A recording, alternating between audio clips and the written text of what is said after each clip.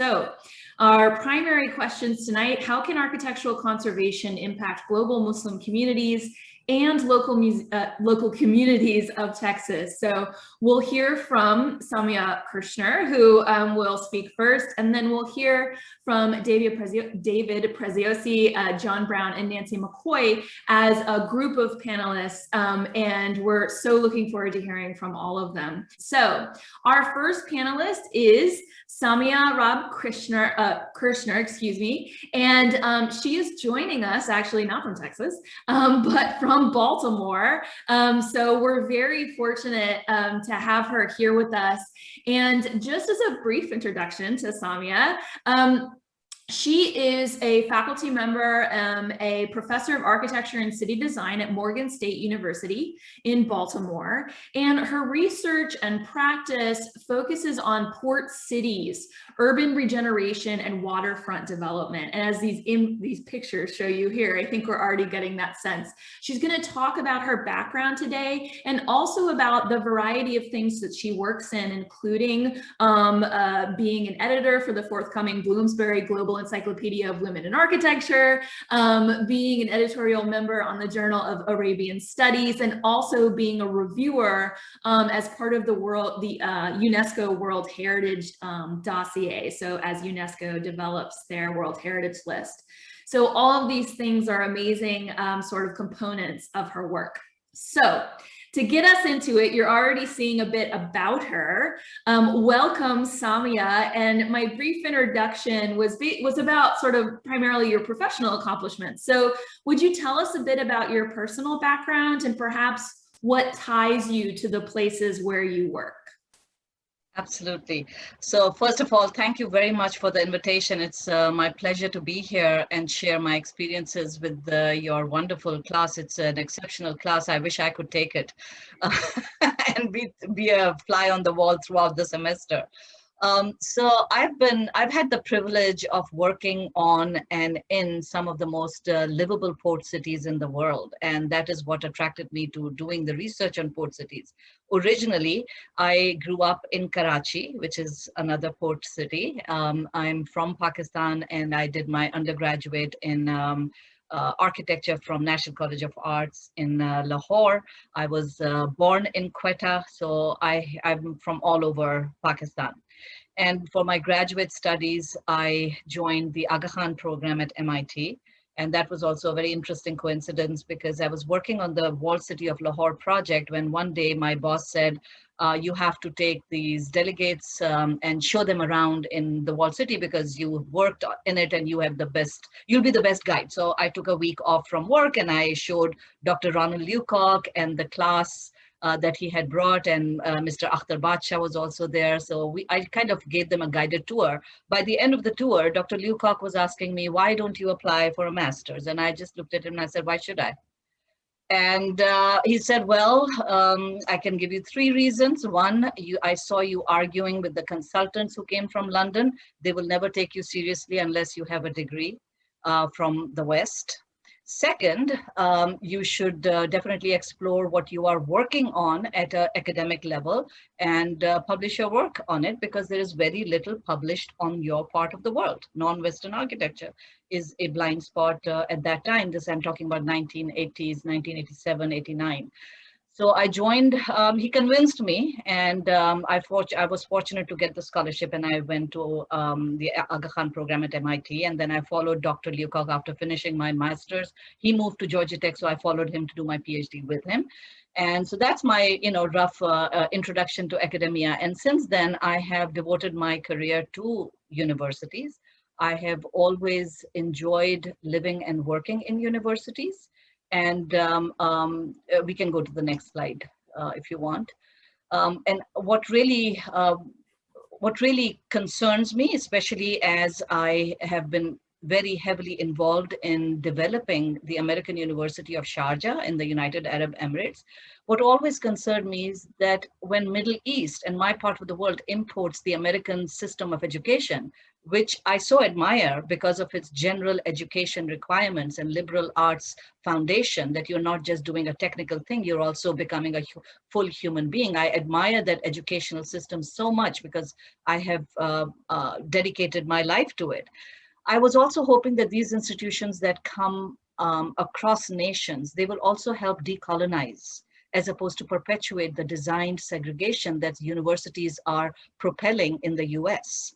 So if you look at Philadelphia, I see myself in Baltimore. When you look at these private institutions like Johns Hopkins and University of Pennsylvania, or even MIT and Harvard, their footprint basically starts gentrifying their neighborhood. So I was very concerned about it always. So wherever I went, whether it was Sharjah, Hawaii, or Baltimore, I was always looking for community engaged work.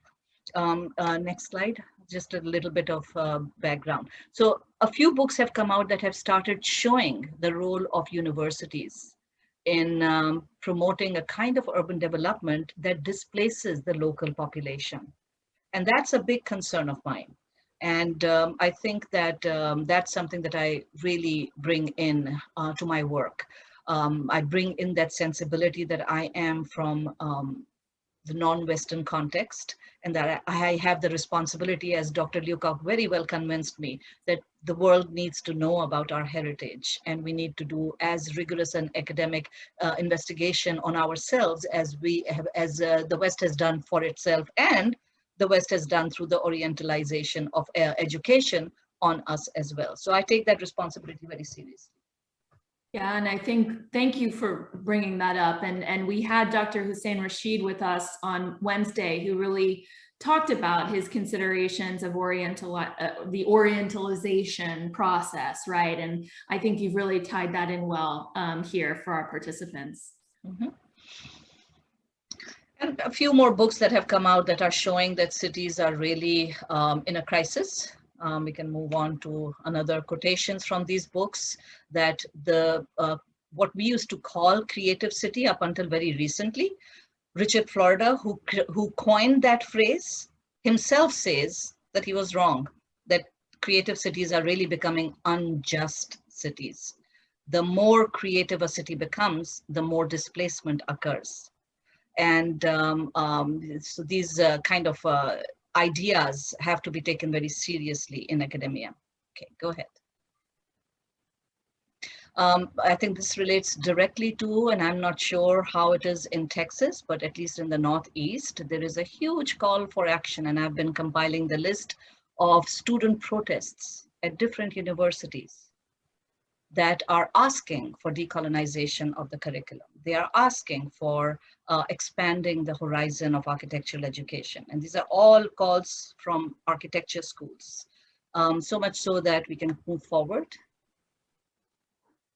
So much so that one of the premier philosophers in Africa has said that we are really living through a negative moment. He said that for South Africa in 2015, but I think it applies to America right now, that we are living in a negative moment when new antagonisms are emerging while old ones remain unresolved. And I think that's a very powerful thing to consider, that since the old antagonisms were left unresolved, they keep coming up. And if we look at the current situation in Israel and Palestine, and I really miss the fact that Suad Amiri could not join us today because of the situation there. Whenever an antagonism, a historic antagonism, is not addressed fully and recognized and come to terms with, it keeps on emerging in different ways. And that's exactly what's happening in America as well right now. One of the deans that was hired for the City College of New York from South Africa, Leslie Loco, she barely made it for 1 year, and she resigned at the end of the year. And her statement that different hierarchies have to be set up in the university system to really think hard about how to resolve these unjust differences that have perpetuated inequalities in cities that permeates into the universities, and then universities perpetuate it, and it permeates into the universities as well, into the cities as well. So it's a cyclical process that we are not managing to get out of, and education has a very important role to play in it, and heritage has a very important role to play in it. MIT, my alma mater, has called for anti-racist research. Now that's an interesting phrase in research. I've never heard that before. So I've been very curious about what does it take to do research that is anti-racist. Millions are being spent now on this body of work. And the more seriously I think about it, the more interesting it seems to me that my research has always been about anti-racism. I've always tried to look at how heritage is valued by the people to whom it belongs, rather than an expert who comes flying in and puts a judgment on it. So that in itself is anti-racist curriculum for heritage management. How do we ask the people who belong to that heritage and whom heritage it is, what they value in it, as opposed to imposing our expert opinions on this is of value and this is not of value. Keep going. And this brings me, and please feel free to Yes, Samia, I did just want to note, so you mentioned Suad Amriya, who unfortunately isn't able to be with us, as you mentioned, because of she is in Palestine and she's dealing with what's going on there right now. And I put her name in the chat because even though she's not able to be with us, I really do hope the participants will look up her work because the reason Samia wanted for her to be in dialogue tonight instead of talking to me was because of how amazing her work is and how much she is doing, especially for rural populations in Palestine. So and she's actually, Fahim put a link to her best-selling book, which is not necessarily about her architectural conservation work, but about her experience in occupied Palestine. So there's many things to look up there, but as we move forward with you, Samia, and the amount of sort of conceptual introduction you've offered is amazing. You know, as you move into talking about Sharjah, I'm wondering if you could walk us through some of the experiences you've had in studying and working in historic landscapes in the Middle East, and especially as you show here in Sharjah. Yes, absolutely. So just to give you a context of the American University where we spent 14 years of our lives, my daughter Maya was born there. My husband was the director of facilities and campus architect. So he would employ as interns my students who would get the live construction. It was an expanding university. The footprint of the university doubled while we were there.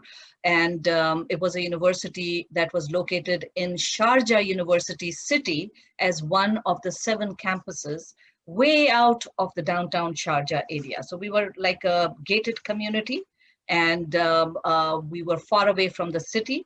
And my port research was very hampered by that. So what I would do is I would construct studios, and we can move on. We can actually, Nahid, if you don't mind, just kind of go fast on it, and I will keep talking about it. If I want you to stop, I will ask you to stop. So I took students out into the city, and for most of them, it was the first time they would actually come to the city. I would expose them to the archival images of the city so they could see how the city had transformed, and then we would go back into the studio and parse the different aspects, and all the studios were always located in the heritage areas. I also had an opportunity to work on the side for the ruler's office as the client representative on a huge project that was transforming the urban scape of Sharjah. Now, Sharjah is a very fast growing city. Its population has been expanding, and in fact, it has very little space to move into the, that's why it's moving into the desert.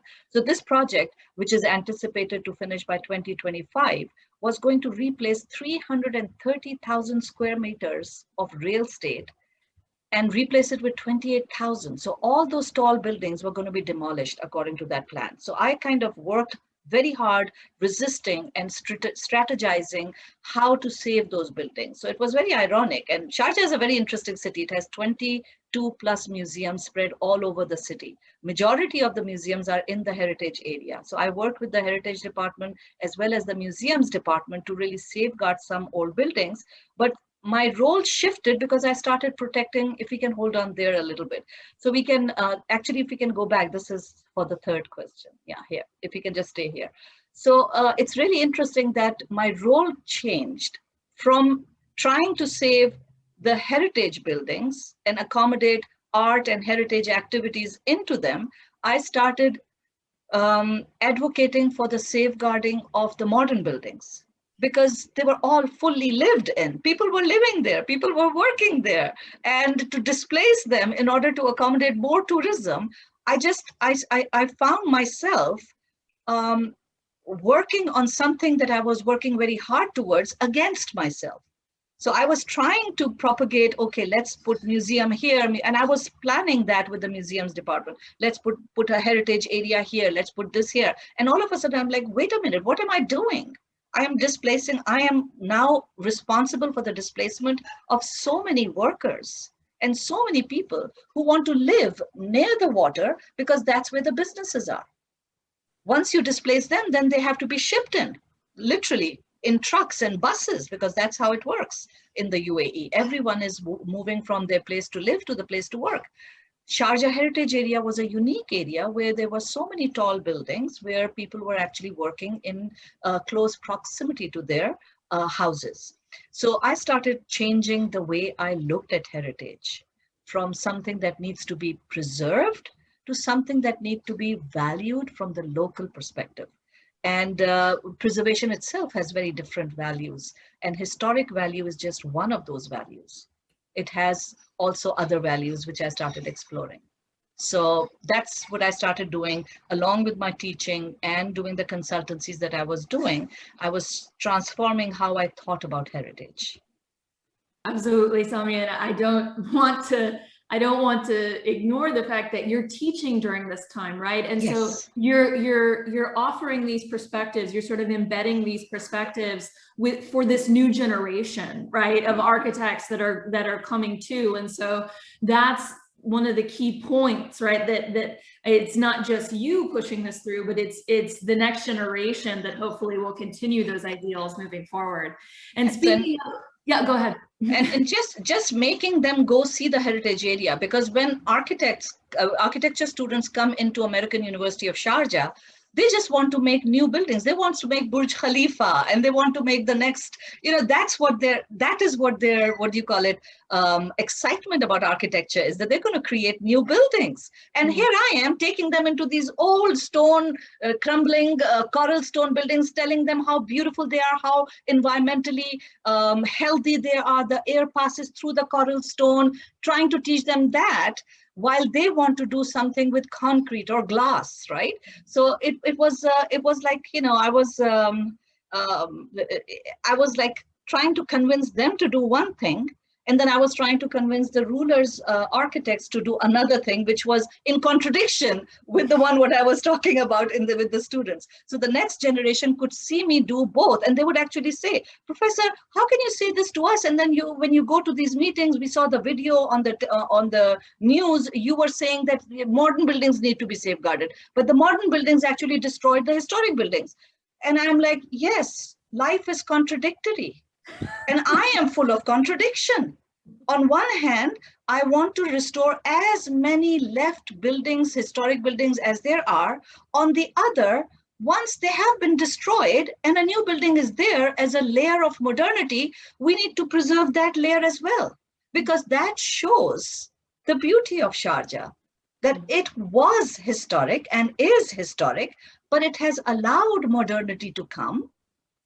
And removing that layer would be, to go back to Ibn Khaldun's idea that history is about honesty between generations. We cannot lie that this building was always here if it was removed. So history is a subject that has to create a very honest communication between the past, the present, and the future. And contradiction is okay. Yeah. Well, I hope, so we had a beautiful discussion about what is history and how we make it in the narratives on Wednesday, and we're just getting such additional sort of insights tonight with you. So to move on to another sort of component and an ideal that is so fluid within your work often focuses on the questions of social sustainability. And so, you know, to bring us into this topic, what makes an urban place socially sustainable? And then how do historic buildings fit into socially sustainable cities? So I'll start with the human body. I think it's an excellent question. And I had to really deeply think about that question because it's something that I talk about a lot in my classes, but the way you phrase the question and you brought in heritage as a component to it pushed me to rethink what is the role of heritage in social sustainability. Because keep in mind that when I do projects as consultant, I think differently, and when I'm teaching, I think differently. So this question kind of pushed me to bring those two aspects together. And what is really important discovery that I have made in the last 1.5 years during the COVID is the human body, really. It really boils down to the human body. The whole concept of social distance has changed a lot of the way I used to think of social space, urban space, right? So now that I think about it, what is the most effective place during the pandemic to be in? I really start looking at one space that has always inspired me. And I'm going to talk briefly about it. But it's important to also recognize that the human body is the measure of architecture, which is the measure of urban space and cities. We can go to the next one. And we know that from Vitruvius onwards, and all systems of measurement in architecture are related to our body. The feet, the yard, from the nose to the tip of the hand. All of that is really, architects' most important tool is their own body. And this is something that I've started teaching the students from spring 2020 onwards, because something profound happened. In the design and human behavior course, we were doing experiments on campus when the campus closed down. And our experiment was just shut down because we couldn't go back to campus. We had an active live experiment where we were using the atrium to make changes in the space and then collect the data on how people respond to those changes. So all of a sudden, March 9th, campus closed and our project was in limbo. So I immediately pivoted to tell students, all right, why don't you apply the same things that you have learned and collect data on yourself? Basically take a 4 by 4 feet space, 4 feet by 4 feet space in your house and make it your office space. That way you can present yourself in Zoom setting and then collect the data before and after on your remote learning experience. So that totally transformed. I've never done that before. I've never asked students to experiment on themselves because as a scientist, as a trained scientist, you have to have a distance, right? You have to study the other. You can't study yourself because you're biased. But the COVID completely threw me off because the students were producing such remarkable work on themselves, studying themselves before and after their adjustment, that it really shaped the way I think about urbanism. And if we move on to the next slide, you will notice that the architecture that I admire, one of my favorite places in the world is Samarkand, Bukhara in Uzbekistan, right? I love, all my favorite things are there. Food, clothes, and architecture. Superb food, superb clothing, excellent designers, and beautiful architecture. And there is a connection between what they wear and where they go when they wear something. If we go move on to the next, you will see that the way in which they structure their pattern, their clothes is very similar to how they construct their architecture. So much so, we can move forward. So much so that you can actually see the blending of the clothes and the architecture in this beautiful photograph, where the imam and the cashier are both just fitting in and blending in with the colors and the structure and the whole concept of zahir and the batan, the separation of the internal and the external in Islam that is so entrenched in their architecture and in the way in which they clothe and present themselves. All of those things start with the human body.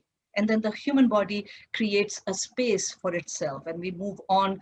Next slide, you will notice that one of the most fabulous spaces, the Rajasthan Square, it is an agglomeration of three facades, three independent buildings that were created for the bodies of different functions: a madrasa, a mosque, and a hospital. But collectively, these facades come and create an urban form. So the role of social sustainability is where somebody living understands their place in that space in a way that connects them to that space and allows their body to move within it in a structured way. So the spatial form that is generated by the buildings is what makes socially sustainable cities. And if the historic buildings are allowed to continue, then it becomes a place. From a space, it becomes a place. I don't know if that answers your question. I think it does. And I think given what I've heard from some folks who, as they're interested in working through some ideas for their short films, I'm so excited about how what you've just described and what also you're going to come to in a few moments will inspire them to move forward with their pitches. So some people might be reaching out to you, Samia. I hope that's okay. Anytime. So to think a little bit more, based on your experience in the region, and your experience living, right, and being a resident, what does historic architecture mean to local populations, right? And are there different ways to consider this question of meaning, right? And this question of how spaces are impactful? Sure. So I think that that's a question that can only be answered specific to a particular place, right? It's such a place-based question. So I'm going to answer it from Sharjah's perspective. And I choose Sharjah other than any other city in the Middle East. It is because that is the only city in the world that I have lived for as long as I lived there. I have not lived in any city in Pakistan that long. Even though I belong to Pakistan, I was jumping from one city to another for various personal reasons and academic reasons. We can move to the next and we can start with Sharjah, really. So Sharjah is a very unique city and I am totally in love with it because I lived there. My husband had to drag me crying out of that place because we had to move back to the US. I lost my ability to speak 4 languages in one day. I could use Urdu, Farsi, Pashto, English, and then there were also a big Italian community. I could use all my languages there. And now I can feel my brain shrinking because I only use English here.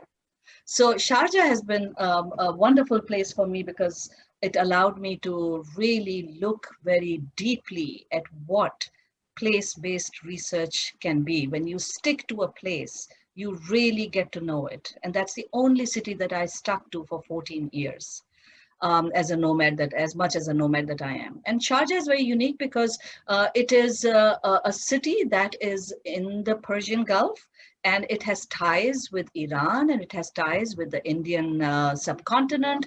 The ruler of Sharjah, his ancestors go back to 16th century. They occupied places like Ras Al Khaimah, Sharjah, and Bandarlinga. That was all a triangle across the Persian Gulf that I just showed in the map. And this is the historic map of Sharjah superimposed on a current Google image. And you can see that there are still traces that are visible. The walled city, the wall itself is gone, although the Historic Heritage Department has constructed the wall in parts to show where it used to be.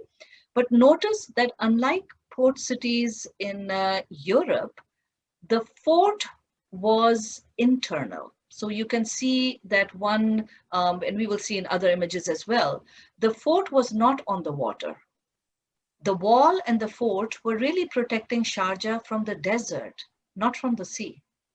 The ocean was very accessible. We can move. So here's a archival image of Sharjah from 1932. You can see that the bazaar and the souk are right up front in the water, and the fort is towards the desert. And beyond the fort is a Sahat al-Hassan, which is still existing as Rola Park, an open ground where the nomadic desert dwellers would come and exchange goods with the city dwellers. In very safe, they were not allowed to come into the city. They were entertained outside the fort, in the Maidan. So it shows very clearly, the history of Sharjah shows very clearly that the city belonged to the ocean, not the land. And that's a very interesting, and that is what really piqued my interest in port cities, how port cities are different across the world. And when the water is shallow and narrow, the port cities become very porous and less defensive. We can move forward. So here is another 1926 image where people would actually hang out in the water. And all the work that's happening in the background along the water was accessible. It's a very powerful image that Kodarais took, which shows that people had a direct relationship with water. Not so much with land, but much more. Land was just something that they had to get out because, they're not fish. But their livelihood was based on the water. Their families lived across water. They didn't have family in the desert. They had family across the water. So all of these ideas were shaping as I was looking at the historic place-based research of Sharjah. We can move forward a little faster. So here is a very interesting thing about Sharjah. All of the local population, which is roughly about, in the UAE, only 11% are nationals. Everyone else is an expatriate. And you don't have a pathway to citizenship unless you are born to a local native, right?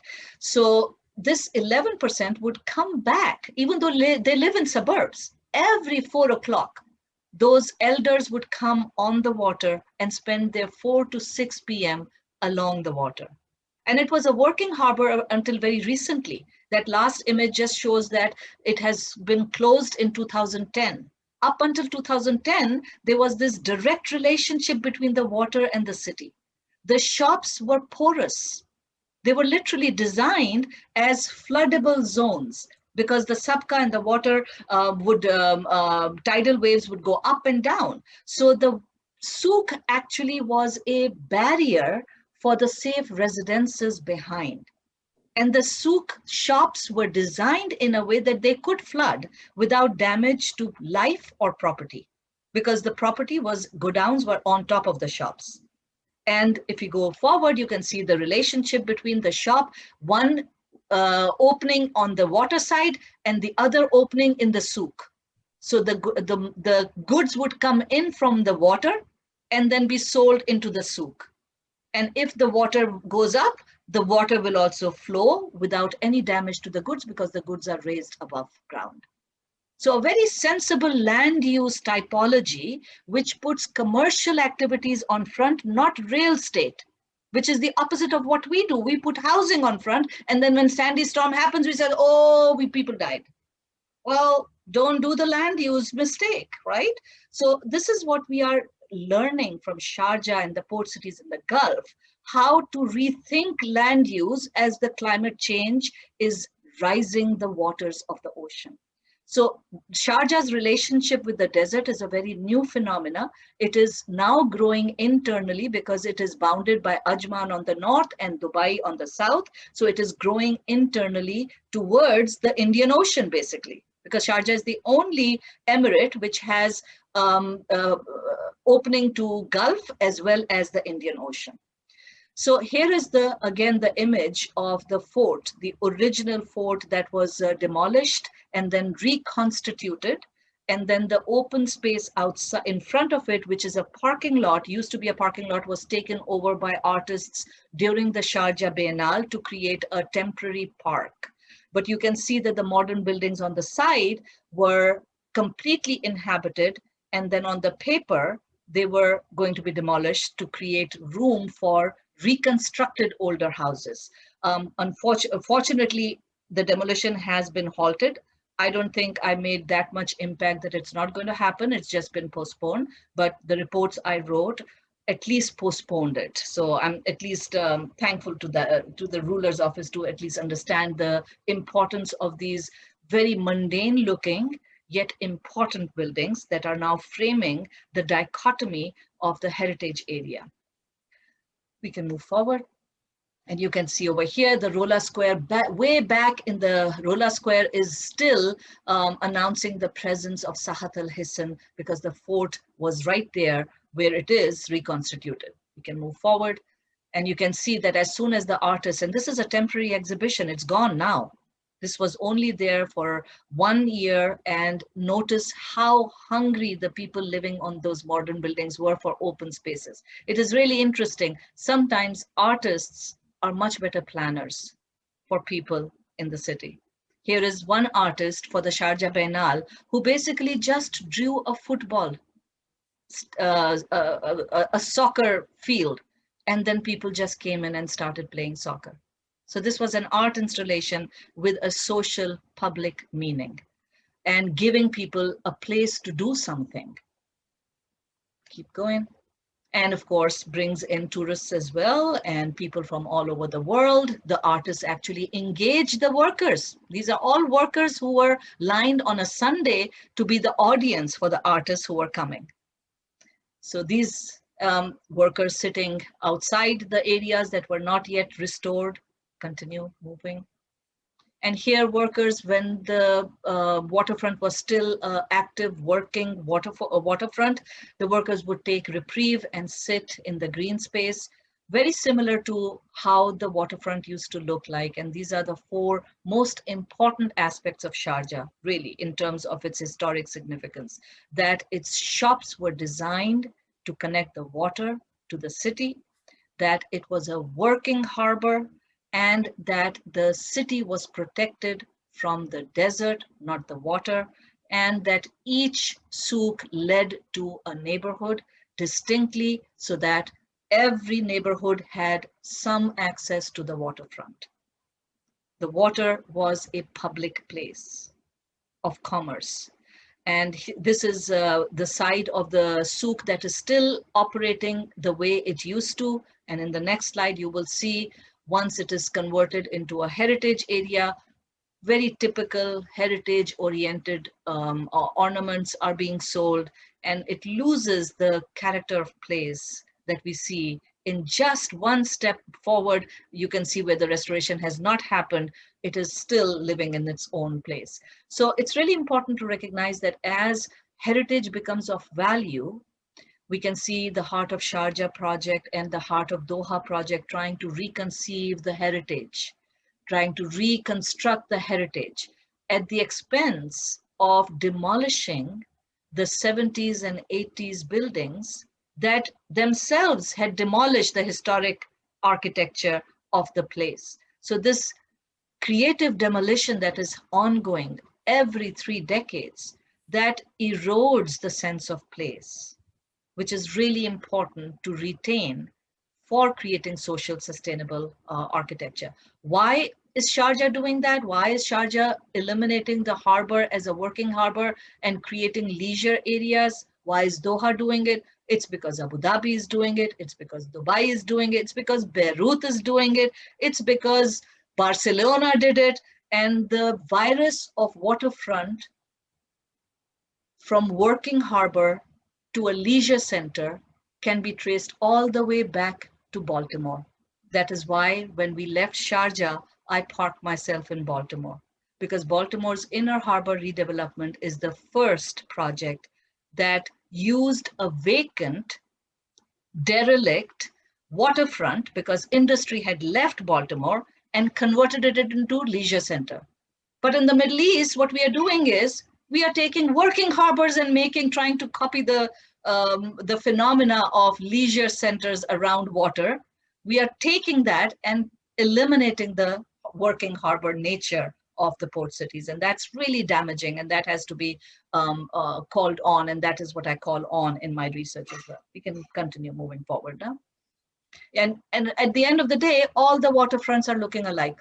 Whether you're in Dubai or in Falls Creek, Vancouver, because HOK designed both the harbors, they're both looking exactly alike. The curves are even matching, right? So this becomes the problem when we import experts to do work in places that they don't have a deep-rooted understanding of. Keep continuing. So this is one of the courses that I teach in Morgan, where we compare the data on port cities across the world. And I think this slide is related to your next question. Yeah, and you've already so beautifully addressed it. So maybe just some additional insights, but I'm going to share with the participants an article that you wrote that really sparked a lot as I was reading it. So it's an article from 2018, and I'm sorry I didn't write the title down, but I will share it with our panelists. But I'm quoting you here where you write, quote, attempts to recreate an imagined notion of the past usually result in environments that are inauthentic, unquote. And so you offer that, and then you briefly mention that oftentimes that inauthenticity comes from this Orientalist cliche sort of work that may be embedded in those harbor designs. And that still seems to be at work in urban and architectural designs in the Arab world in particular. And so I wonder if you want to expand on those insights about the value of preservation and conservation, but also the challenges embedded in it if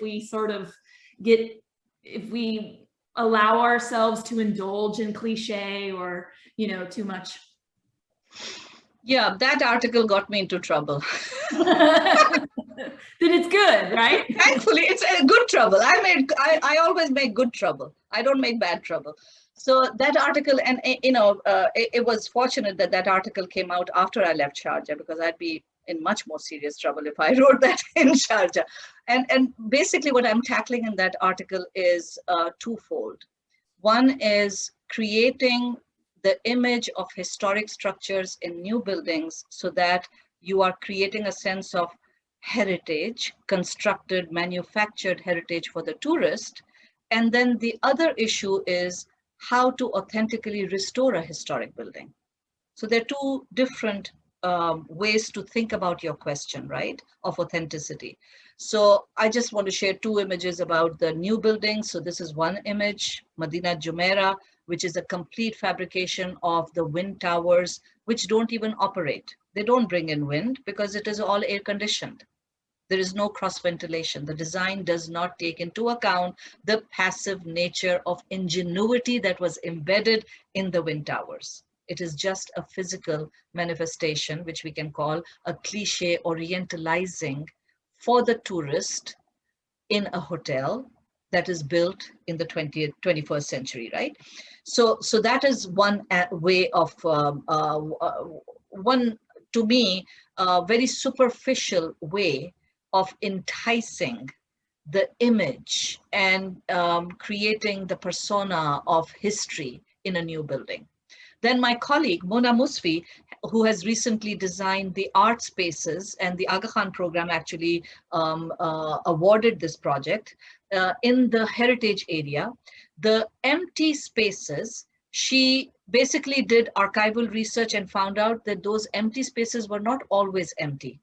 She found the foundations of the houses, and then just using the foundations of the houses created a very new structure. She didn't recreate the houses. She created a very modern structure that would clearly, going back to Ibn Khaldun, speak the truth about its existence. I was built in 2010. I was not built in 1950. There is no claim in the physical. And if we look at the building itself, if we move forward, so the foundations are used, but the building is very contemporary.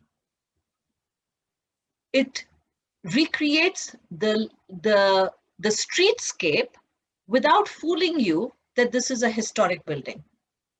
Some parts, the walls are used, are made out of the original material coral that was found around, but the new building is very clearly and operatively announcing its newness, its distinctness. It's based on the foundation, but it doesn't claim to be old. It recreates the sense of space and place without trying to fool you that this is historic or heritage. So this is another way of doing it in terms of creating new buildings. And then there is the issue of how do you authentically restore historic structures, right? So the next project that I want to share with you, it's actually very important to understand before I share that project, it's very important to understand that even in the World Heritage spectrum, starting with the starting with the Athens Charter, the modern history of conservation of heritage started with the Athens Charter, the first charter that was written in 1932. And then came the Venice Charter.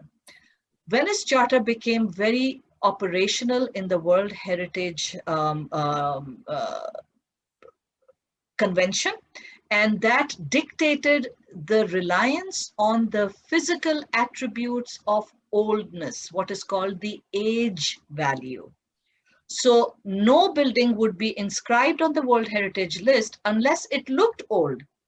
It had to pass the test of time. Now, my dissertation, PhD dissertation that was supervised by Dr. Leacock, focused on this birth of the modern theory of conservation. And it pointed out, it concluded that there are some major errors in the way we think about heritage as portrayed in the World Heritage Convention. Why? Because old buildings, when they are built out of stone, like the castles in Europe, they age beautifully. They don't have to be maintained.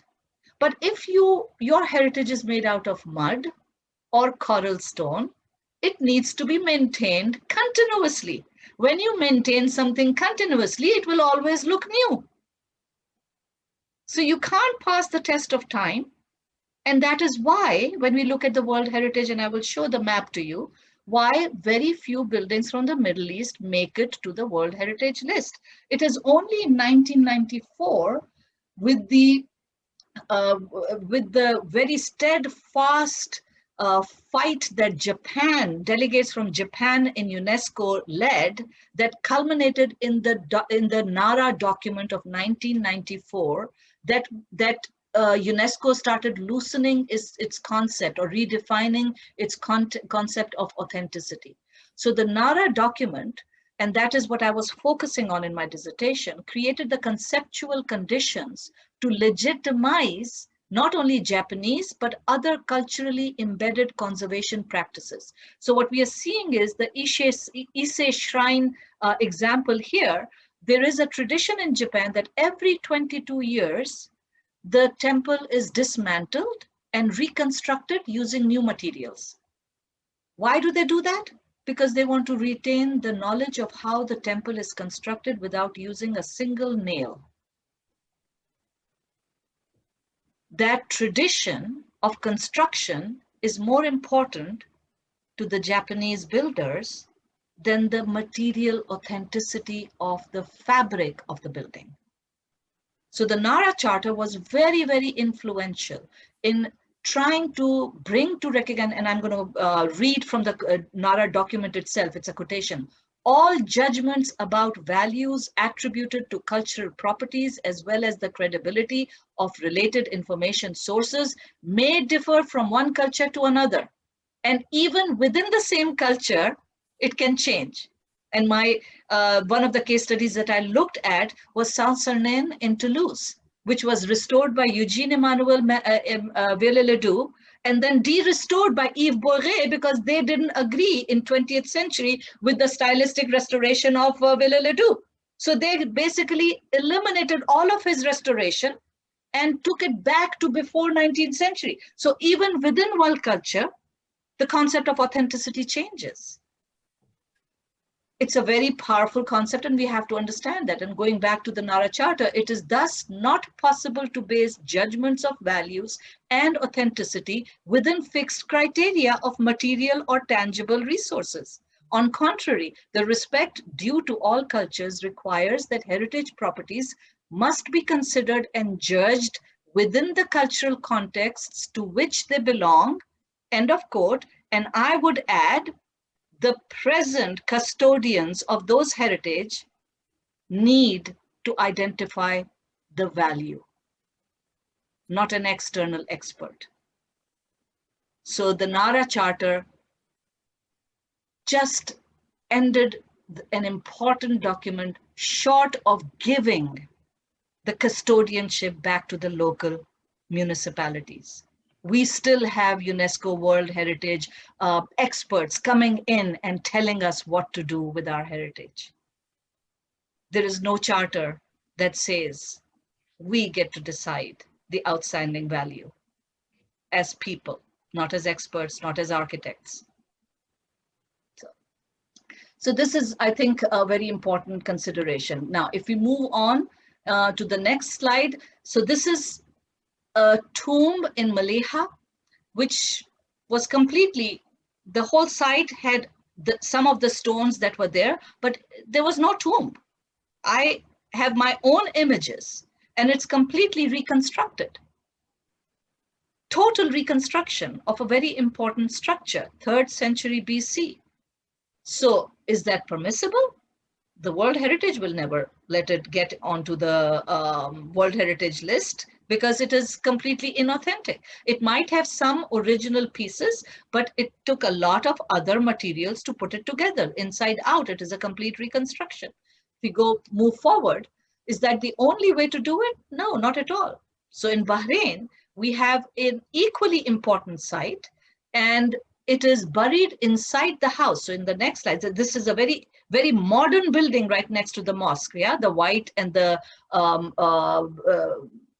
wood structure. That's a very modern looking building. And if we go inside that modern looking building, it is a house of a very important musician, where the way the house was found is left alone the way it was. And the structure is hovering over it, so you can go and respectfully see the heritage site. And the new building is doing a remarkable job. It's called the House of Music. And it has an auditorium to celebrate music because a very important musician lived here, but his house is not reconstructed or retouched.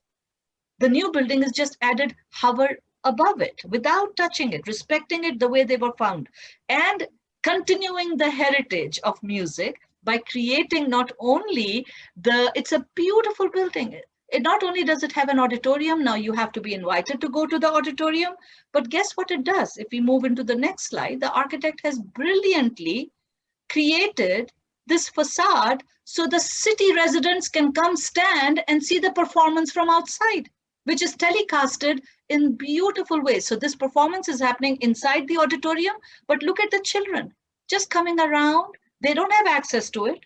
They don't have the privilege to go inside it, but they can at least see what is happening inside. So the heritage of music continues within this neighborhood without reconstructing the house, continuing the value for which the house was recognized by the locals as a house of music. Can continue more. And here's the relationship between the locals, the nationals, and the expatriate community that is sitting outside, the working class, exposing them to the music indirectly. Continue. Wow. Yeah. And here is the, yeah, go ahead. Sorry, go ahead. No, actually, this is the next question. Okay. Yeah, and we're getting a little close on time, but yes, to sort of get to this meaty question, you know, you've already discussed this sort of you know, the challenges and that those sort of needs, right, on a global scale, right, and the sort of institutional scale of UNESCO, for example, on the World Heritage List. And you've discussed a variety of these charters that actually are what are the foundations of what UNESCO is today, right? And so, you know, a big question, but what has your work with UNESCO taught you? And really, what is your outlook? You know, like, what do you think is the future of global approaches to cultural heritage, given your experience? So real quickly, I think, first of all, my role as desk reviewer of historic properties nominated from Middle East for inclusion in the World Heritage List is to comment on whether the property retains integrity or not, right? So in this work, I really work hard to argue that authenticity is not a value in and of itself.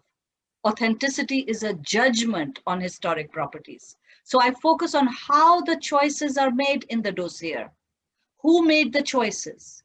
How did they come to those choices? Were the local people involved? Were the local municipalities involved? Can we understand something about the local aspirations through the decision-making process?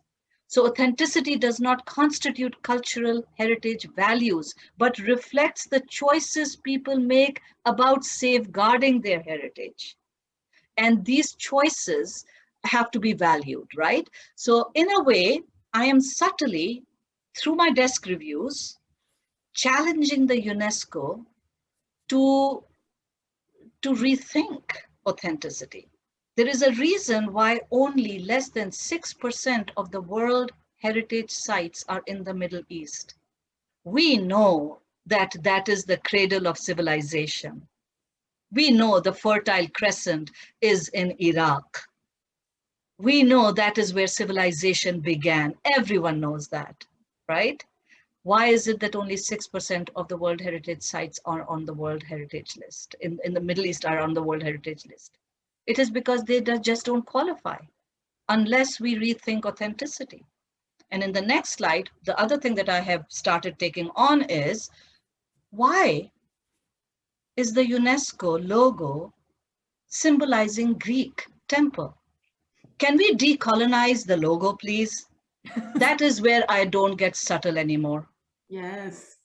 So I have to be subtle in the dossier examination, but my fight to change the logo of UNESCO is now taking traction, thankfully. I will end at that.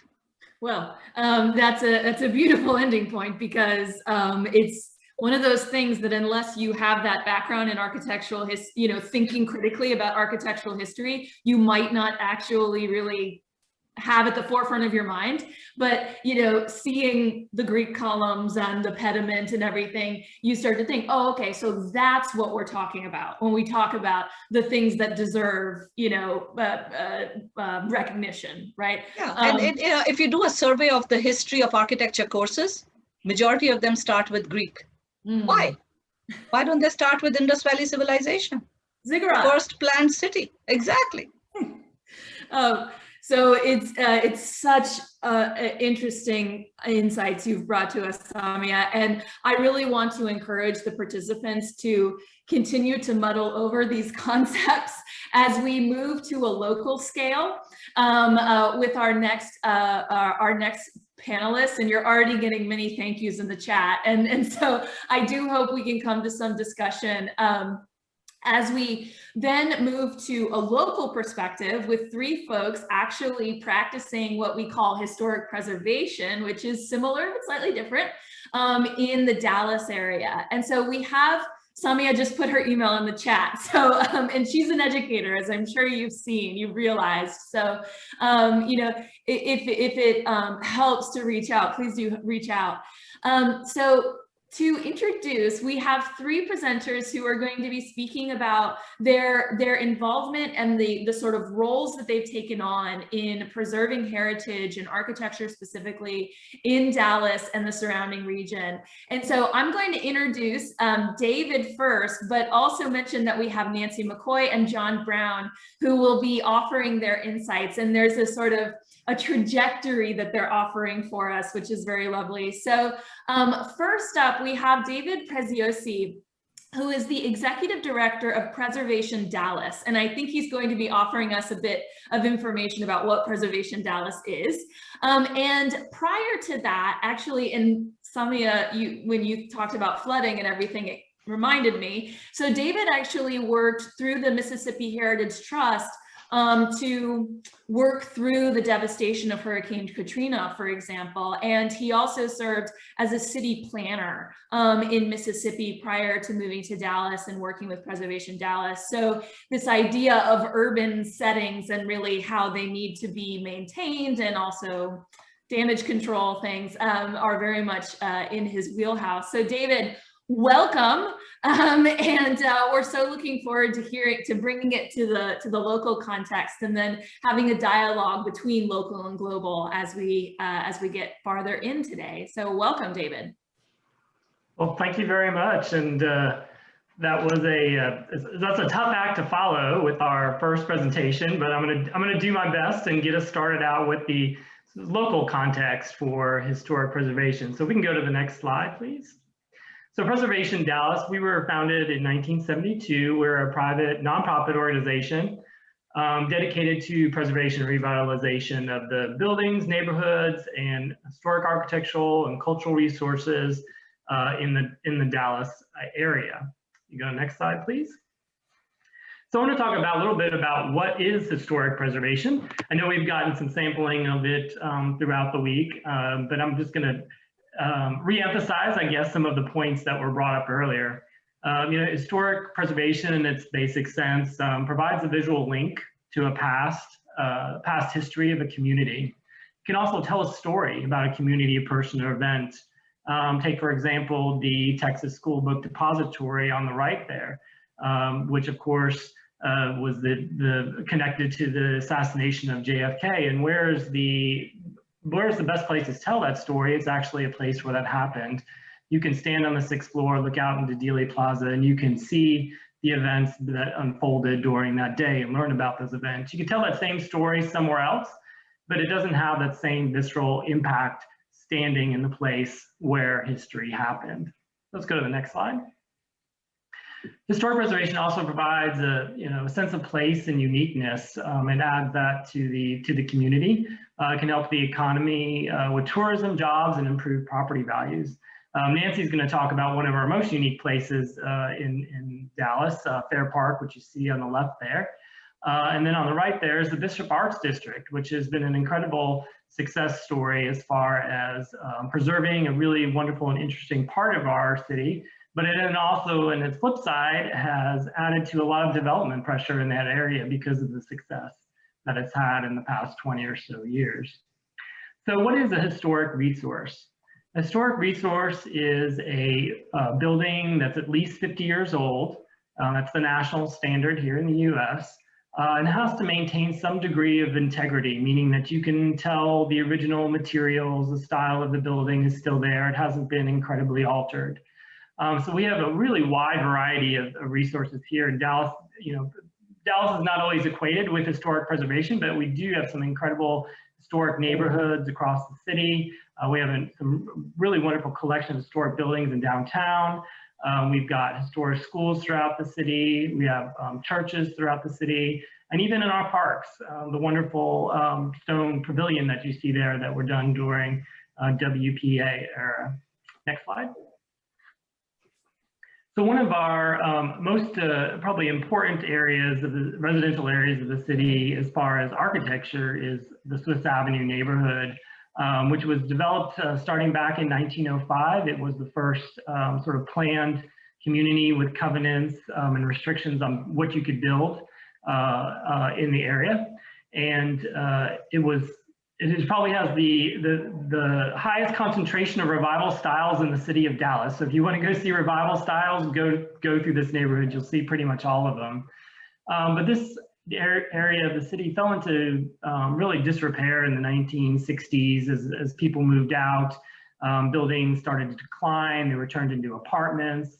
There was a lot of crime and drugs and prostitution going on. So it had fallen on hard times.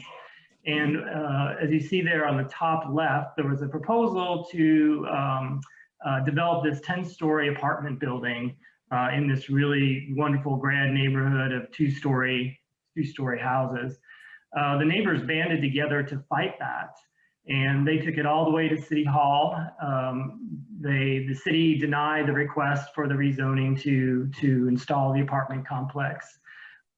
And the city worked to, the neighbors worked to establish Swiss Avenue as the first historic district in the city.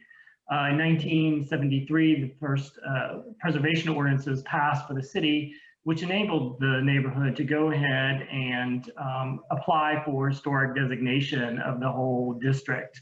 And so they were successful, and it's the first historic district in Dallas. And today, if you drive down the street, you couldn't imagine that that neighborhood would have been threatened at one point, but it was. And it's taken 30 years or so to be able to get to this point where you see all the wonderful restored houses that we have today. If you go to the next slide. So one of our very other important areas, which I touched on earlier, is the West End, or the Dealey Plaza area, of course, the site of the assassination of President Kennedy, which you see in the top right there, a photo from that era, and then on the bottom, how it looks today. The West End and the Dealey Plaza area is really the beginnings of the city of Dallas, located on the Trinity River. You see the old map there on the left side. And so that's where John Neely Bryan started the settlement of Dallas back in the 1840s. And it grew over time, as you see from the grid. And in the 1930s, there was a large WPA project to develop this grand entrance into the city with this idea of full underpass with the railroad above that. And of course, the vehicular traffic going underneath the bridge. And it was very, it was developed as a park area for the city. But now it, of course, is tied to the assassination of President Kennedy. After the assassination, there were a lot of calls to demolish the Texas School Book Depository and to erase that horrible history of Dallas. But there was a very forward-thinking urban planner that worked for the city called Wayne Liu. And he worked to create a historic district in the West End area, which of course is important that was the industrial beginnings of the city with all those really wonderful industrial masonry buildings. And so he incorporated the Texas School Book Depository into that and created the second historic district in Dallas with the West End area and the first commercial historic district. Which helped to save that area and maintain it to as we know today. Next slide. So this is the Dr. Pepper building, 1948, really wonderful Art Moderne style building that unfortunately suffered a demolition. It was a City of Dallas landmark. It was demolished in 1997, and at that time, City of Dallas landmarks were not protected from demolition. They were only given a delay. And so after this building was demolished, there was a large outcry to change the ordinance. And after 3 years of work, in 2000, the historic preservation ordinance was strengthened to actually prevent demolition. And so the Landmark Commission can now actually deny demolition. And the building you see there on the right, that's what has replaced the Dr. Pepper building. Next slide. So this is the Knights of Pythias building located in Deep Ellum, one of our most important African-American areas of the city. It was built in 1916, designed by William Sidney Pittman, who was the first African-American architect in Texas. The building was built for the Colored Knights of Pythias. It was an African-American fraternal organization that provided insurance benefits and death benefits to the members. The building was used for their lodge hall, and it was also the first professional building, if you could call it that, for African-Americans. There were doctors and dentists and lawyers that all had offices in this building. So it was an incredibly important building for Deep Ellum and the African-American community. The Knights of Pythias fell in hard times in the 1930s, and they had to sell the building in the 1940s for a fraction of what they built the building for. And then union bankers purchased the building. And in the middle picture on the top there, you can see all the alterations that were made to the building over time. In 1989, the building was actually designated as a City of Dallas landmark over the owner's objection in order to protect the building and to preserve this very important history. And it sat vacant for many, many, many years until a few years ago when the building started the plans for renovation as part of the EPIC development. And you can see on the top right, the building has been restored as closely back to the original as possible, the original being over there on the far left. And it's now a hotel, boutique hotel and restaurant space. So a really wonderful job, and that just opened last year. Next slide. Old Dallas High School, also located in downtown, was built in 1911. It was also another building that was landmarked over the owner's objection. It was a developer that wanted to tear it down. The city said they couldn't. He appealed it all the way to the Texas Supreme Court.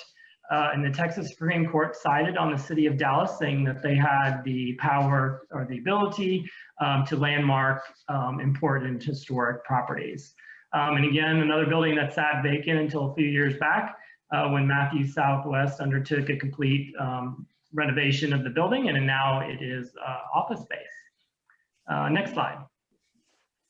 The 10th Street Historic District, located in South Dallas, Oak Cliff areas, is another very important African-American neighborhood.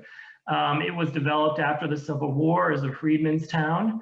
It really, actually, due to segregation and African Americans only being able to live in certain areas of the city, it really developed its own identity.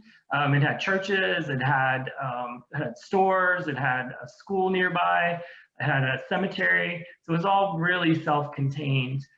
In the 1960s, though, unfortunately, part of the neighborhood was cut through with the construction of Highway 35. Which really started to lead to the decline of the building, was cut off from the rest of Oak Cliff.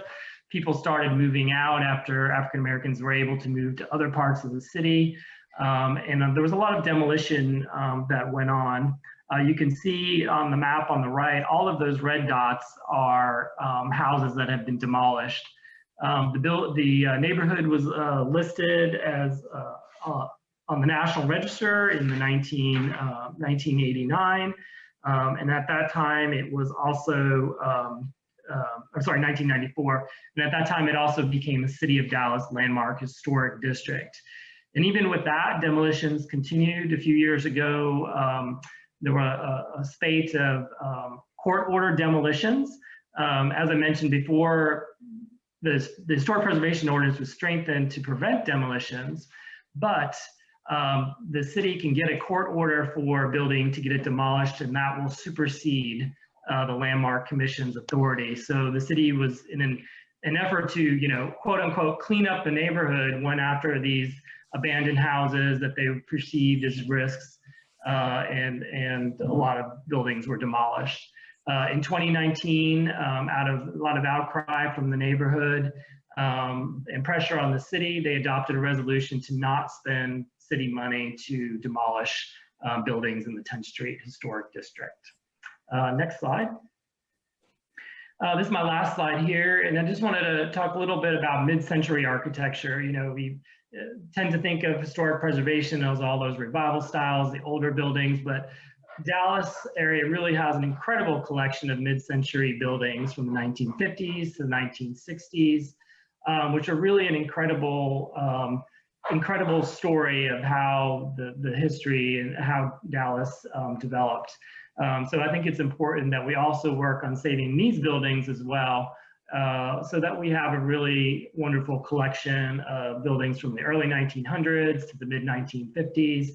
And even now, 1971 is considered historic. So now we're going to start saving brutalist style buildings. Those will become important to protect and become landmarks.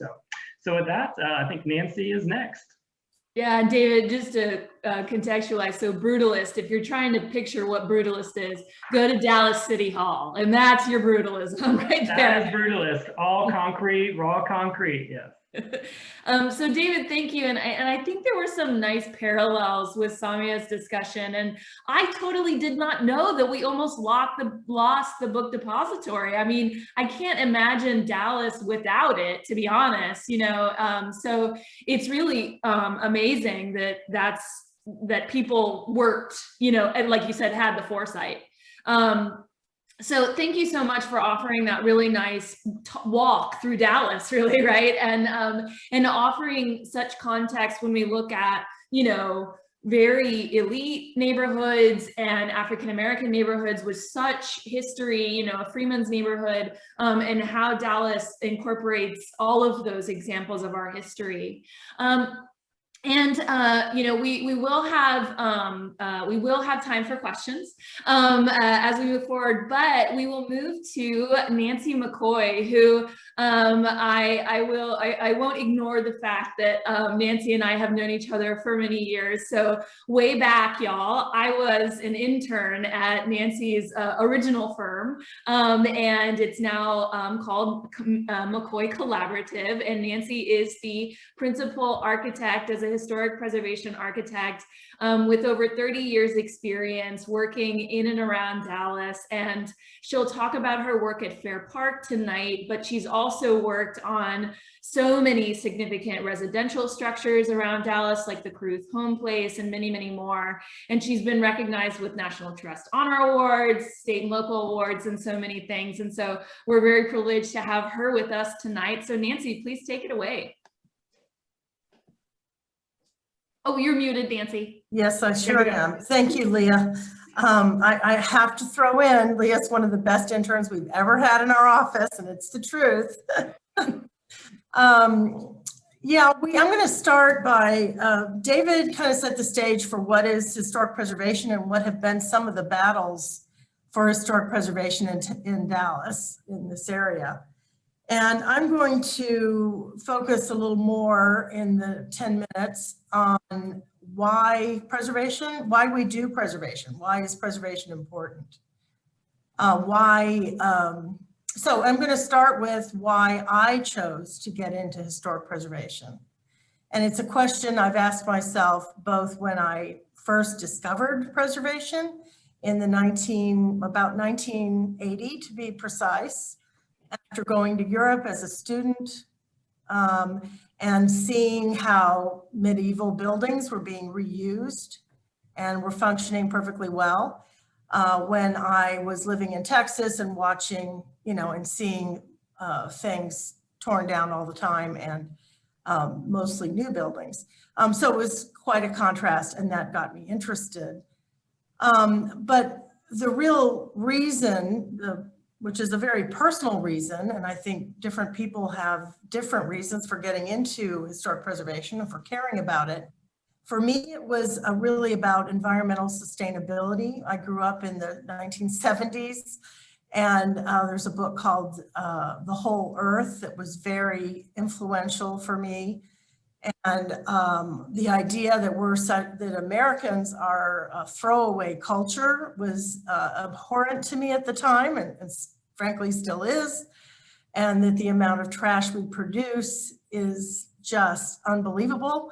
And what can we do to change that? And so I chose to pursue reusing older buildings instead of building new ones, primarily for that reason.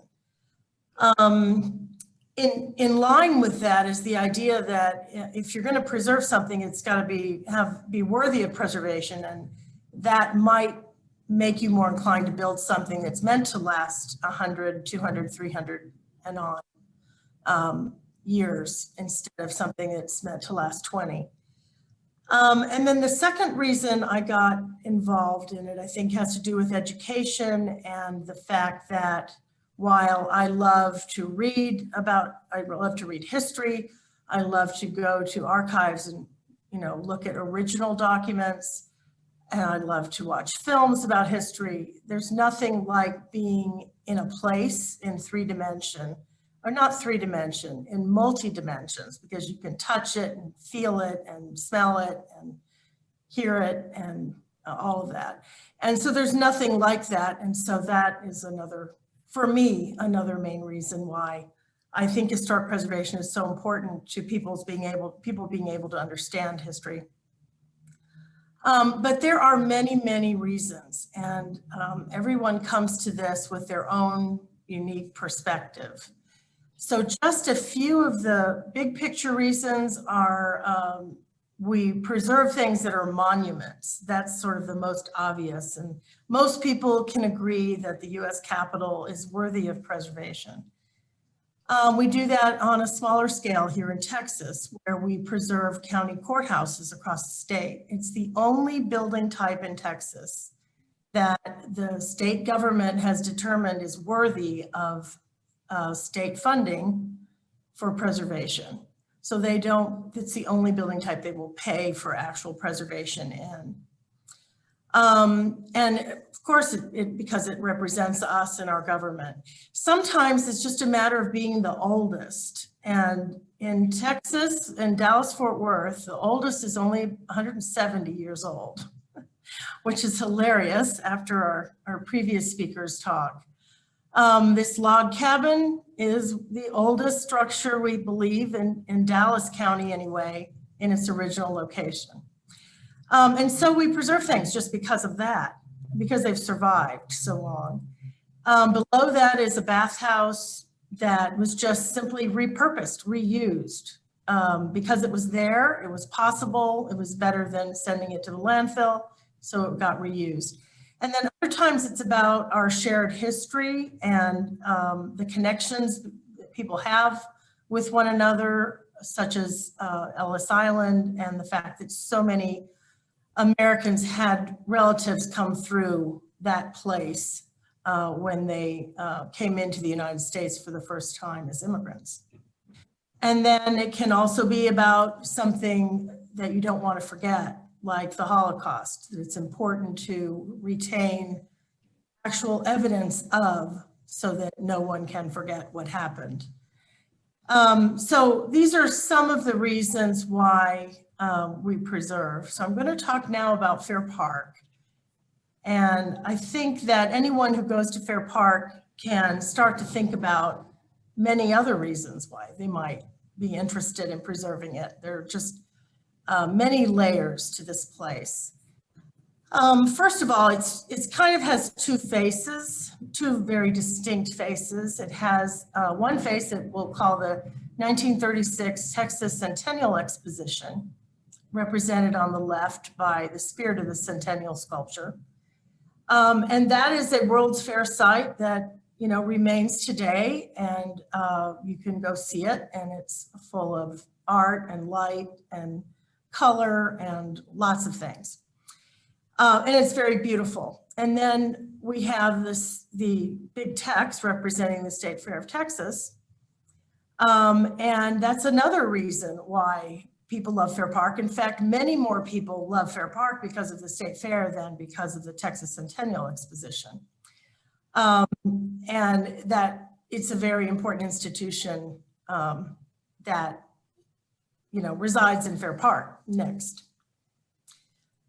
So one of the reasons we preserve has to do with tradition, and the fact that the State Fair, which started operating on this site in 1887, and without the State Fair, the site wouldn't even be there, because none of the World's Fair site buildings would have been preserved had not the State Fair needed them. Even though it was only for a couple months a year, they needed those buildings, and so they kind of kept them up. And that's why we have the Texas Centennial Exposition World's Fair site. But tradition, of course, means these are family traditions, generations of people who've been coming here every year for their whole life. And it means a lot to people. There was well, anyway, it just does. There was a big survey in D Magazine recently that asked that question, and 90% of people that responded to the survey said they love the fair. It should never move out of Fair Park. Next. Another reason that the Texas Centennial Exposition, or Fair Park, is important is that it put Dallas on the map. It really put Dallas in front of America, of the United States. Dallas was, a smaller, middle-sized city in the 1930s, and this World's Fair kind of put us on the map. Just like, unfortunately, the Kennedy assassination put us on the map in a national and international way, and is still the most visited site in the Dallas-Fort Worth area, second to Six Flags over Texas. And then even the television show Dallas, they have preserved the home that was part of the television show from the 1980s called Dallas. And that show put us gave us international,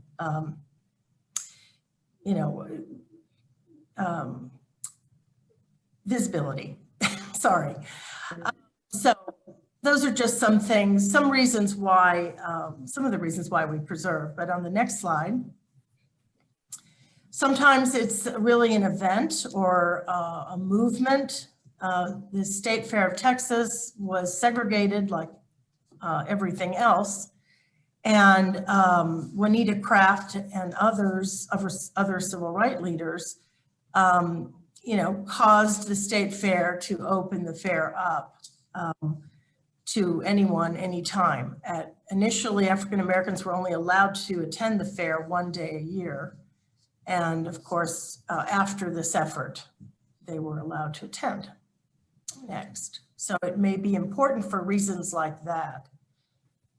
Rarity is another reason. This is an image of the Texas Centennial Exposition. It's a postcard image in 1936 when it opened. And this site is, this site is one of only 2 World's Fair sites in the United States that still retain the vast majority of their structures, so that you can get a feel for what that public place was like. The other one is Balboa Park in San Diego. And so because it's such a rarity to have a World's Fair site intact, that's a reason to preserve Fair Park, so we can understand what that was like. World's Fairs were the television of their day, because that's where you could advertise the latest and greatest goods. And Nancy, sorry to interrupt, but this was where people from all around would gather, right? So this wasn't just people from Dallas, right? This would draw people. Yes. Yeah, this Texas Centennial Exposition was a celebration of Texas's 100th anniversary from its getting independence from Mexico, but it was also a World's Fair, which means it drew people from all over. And there were 6 World's Fairs in the 1930s. This was one of them. And of course, they were spread out across the United States. And the next.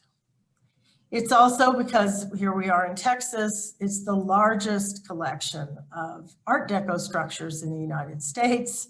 And believe it or not, people still come to Fair Park just because of that, from overseas as well as within the US. And the next. It's an example of a style. It's a place where you can see what the Art Deco style or modern style of architecture and art was like, both in the buildings and the art and the integration of the two. It could also be described as the work of a master. The artists that did these murals, which are also very rare because they're public outdoor historic murals that are intact, was Carlo Ciampaglia from New York, an Italian American. But there's artwork throughout the park by other national artists, as well as artists from Texas who are extremely well known today and collected by art collectors. And next. There's also the symbolism in the site, and I think we're preserving Fair Park in part because it is a monument to Texas's history. And next, the State of Texas building in the background here is a building. The whole building was designed to celebrate Texas. So every material used inside and outside of the building is from Texas. The name of Texas's heroes are carved into the stone of the facade. There's an allegorical mural in the primary grand space that tells the history of Texas. And there are sculptures in the Hall of Heroes. And so the whole building is just about Texas, celebrating Texas. So an incredible symbol that's certainly worth preserving. And then finally, and this is not my top reason, but for many people, sports is really important. And the Cotton Bowl is an important site because of that, because of the things that happened there. So hopefully this will inspire you just a little bit to think about why you might find preservation important.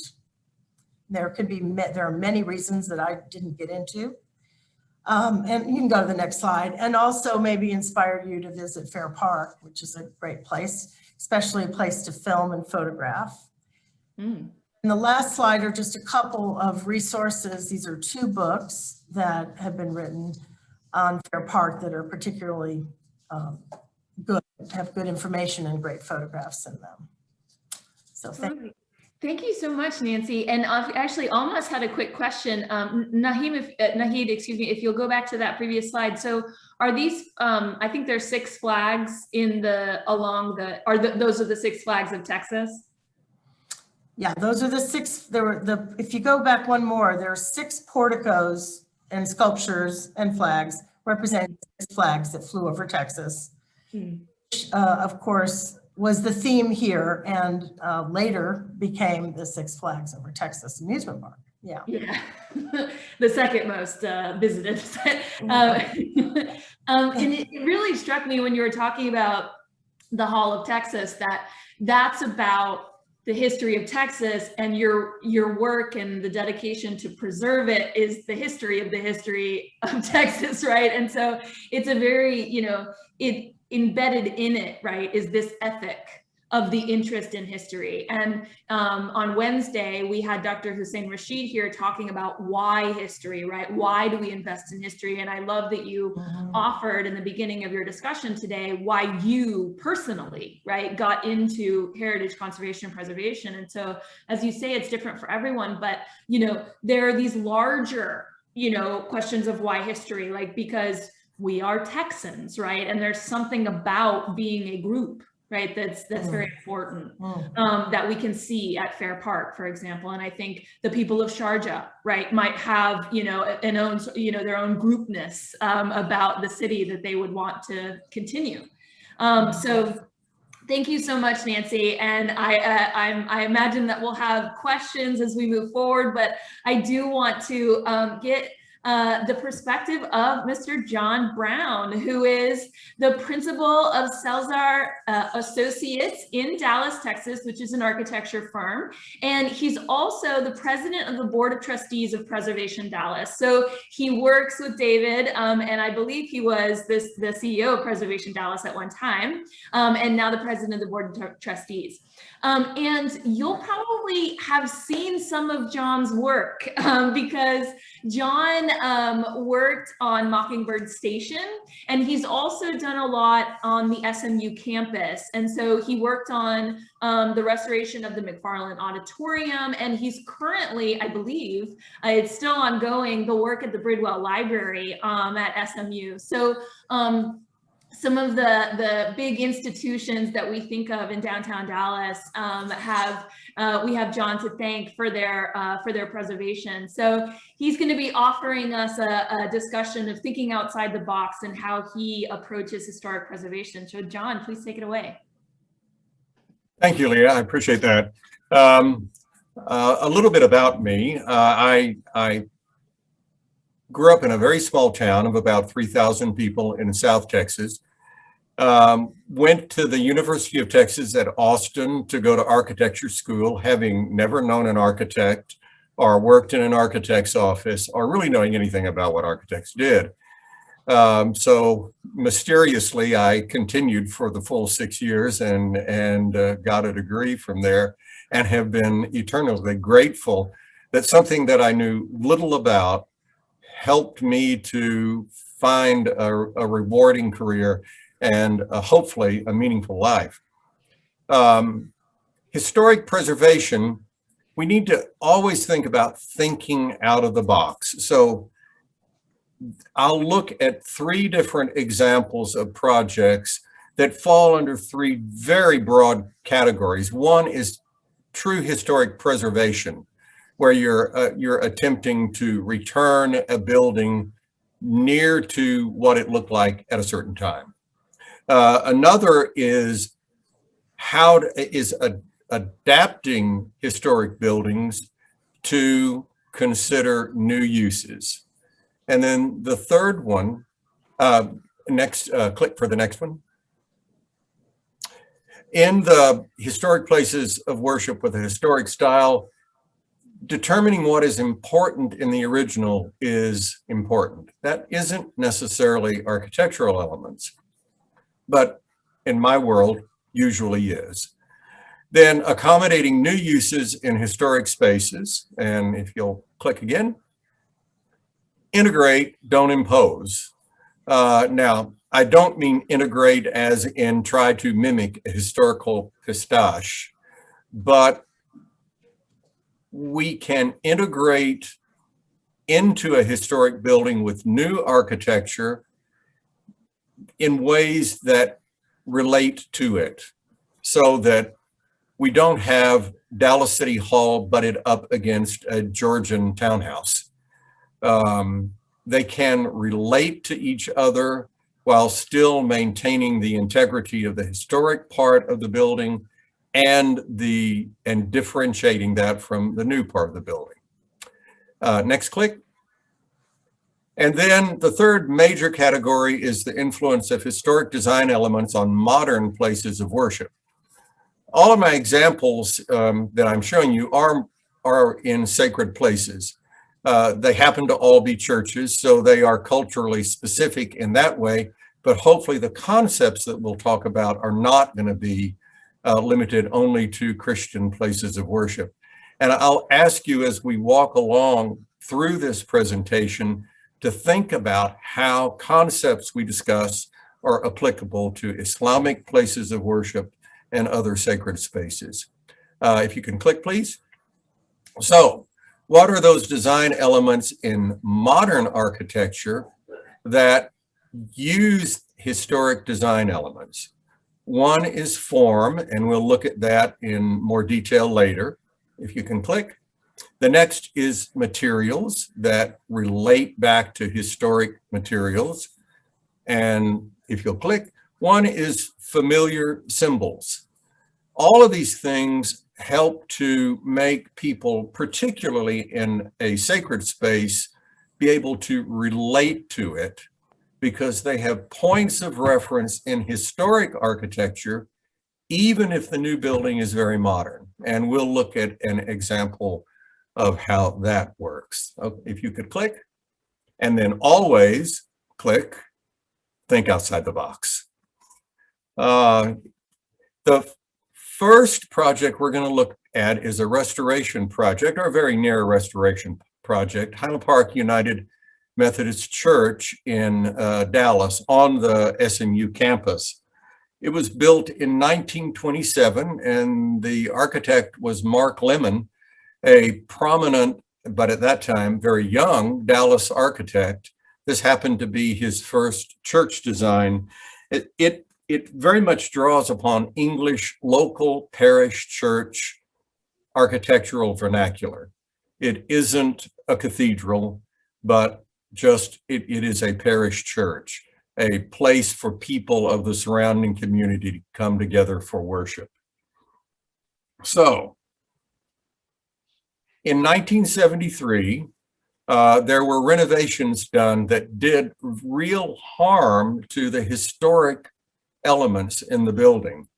You can see that in the Mark Lemon shot from 1927 that we just looked at, it was a brightly lit space. It had a vertical emphasis on architectural elements, which is congruent with Gothic architecture.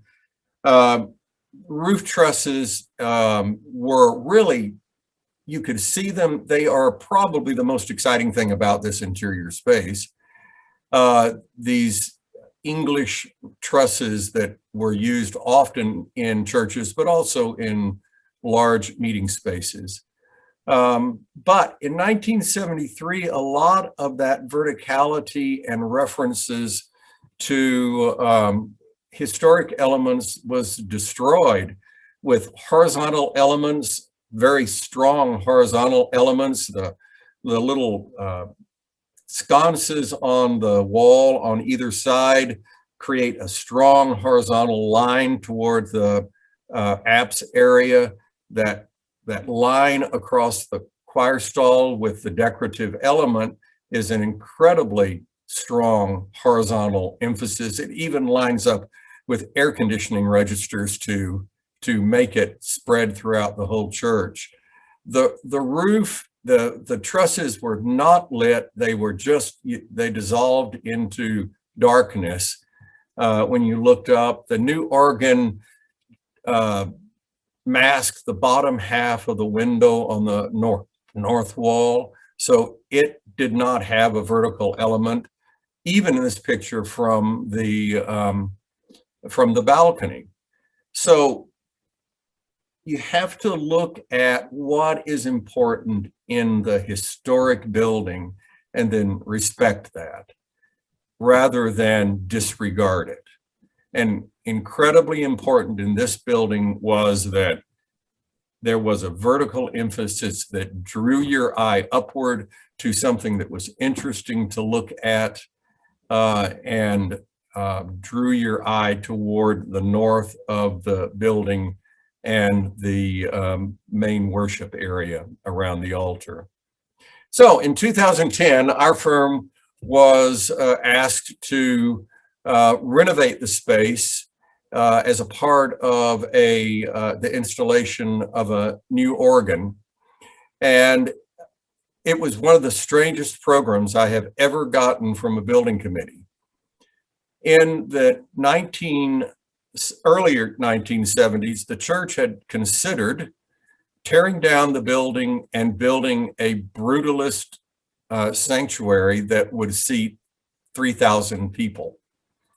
And it caused a great deal of concern and discontent and separation within the congregation. Ultimately, they decided not to do that and did what is shown in the 1973 photograph instead. But the memory of that was long.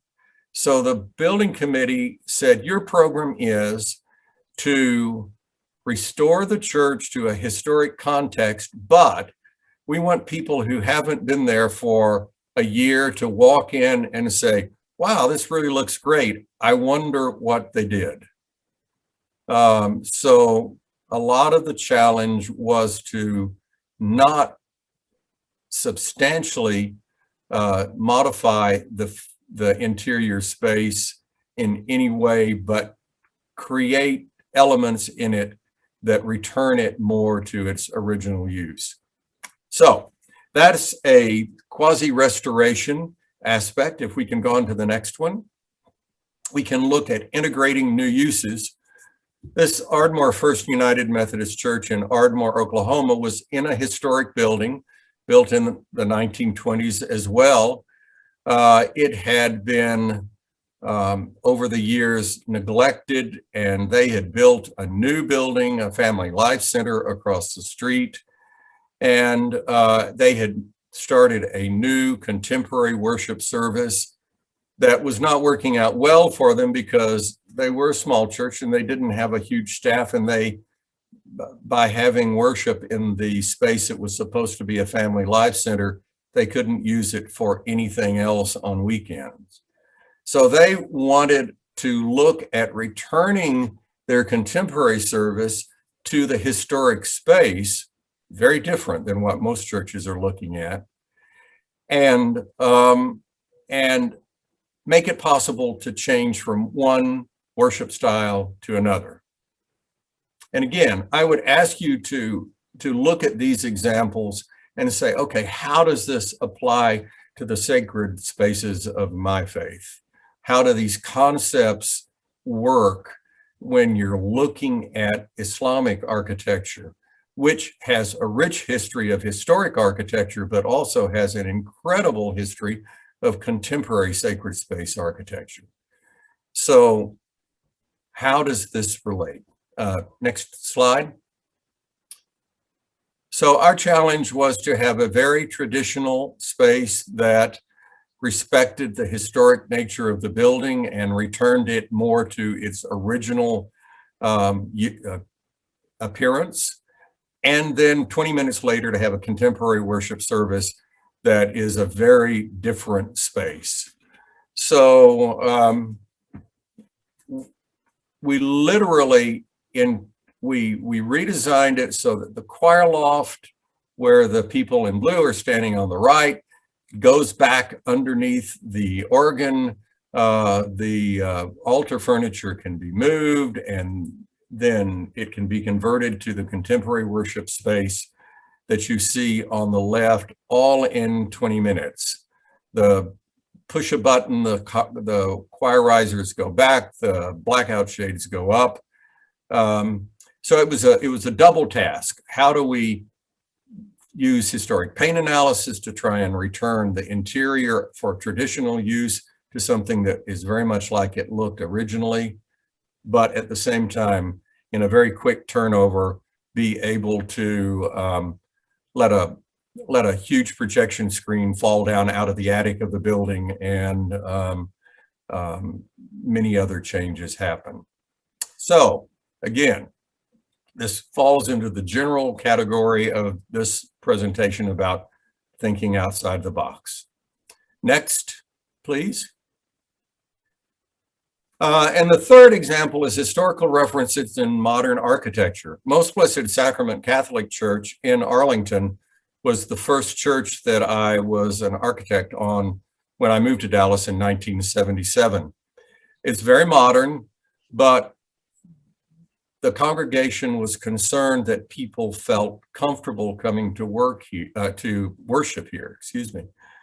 And so we opted to look at traditional building forms, traditional building materials, and familiar symbols within a much more contemporary space. So let's move to the next one, please. So you kind of looked back at the Roman Basilica Church. The Christian church in the West, at least, grew out of what was a Roman law court.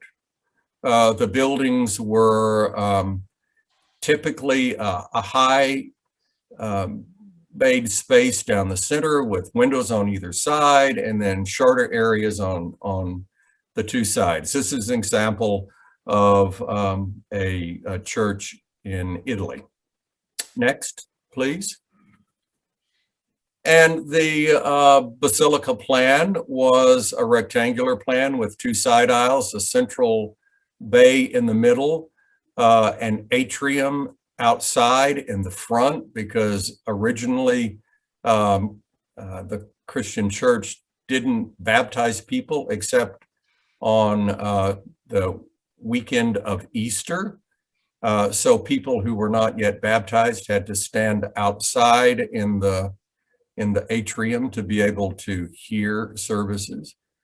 In the Byzantine world, the Eastern Roman Empire, the more typical traditional shape was a centralized plan around a dome, and that influenced, to a certain extent, Islamic architecture that grew out of what was the Eastern Roman Empire.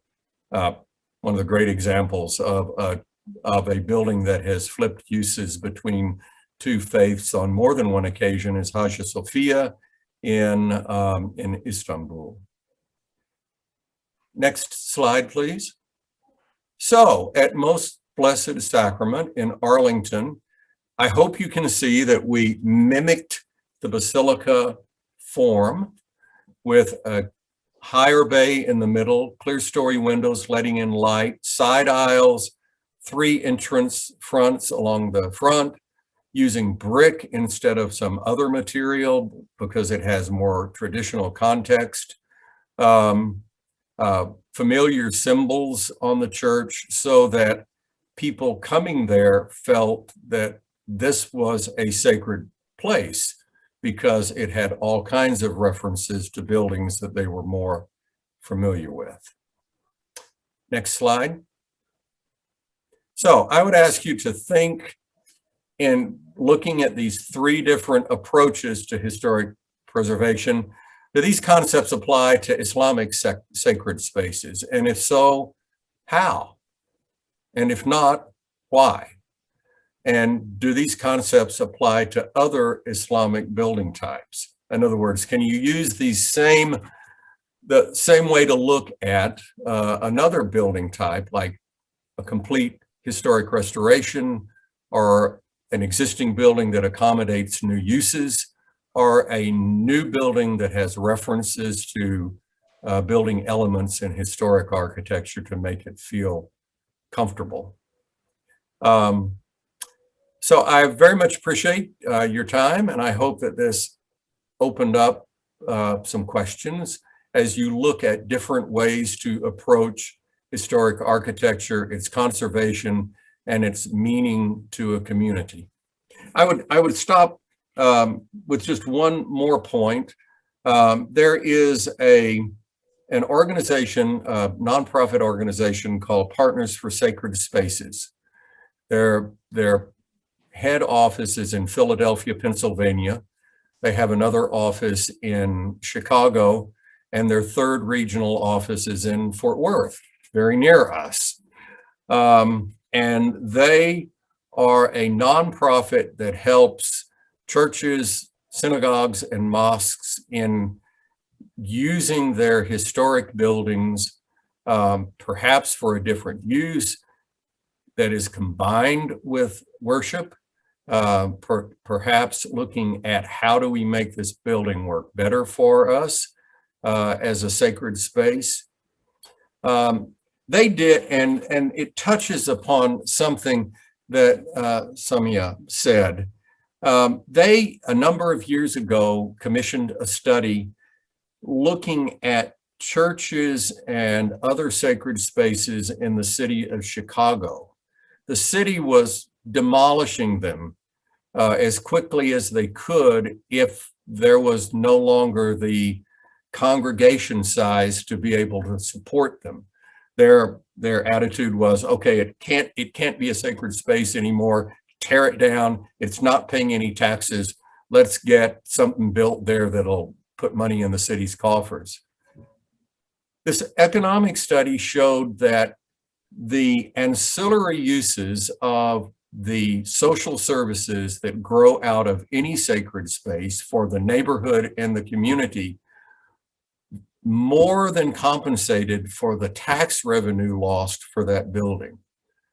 The savings in providing city services were more than matched by what the church did, both in providing services, but also in creating a sense of community that helped an area from beginning to have problems that are associated with an urban, a poor urban area.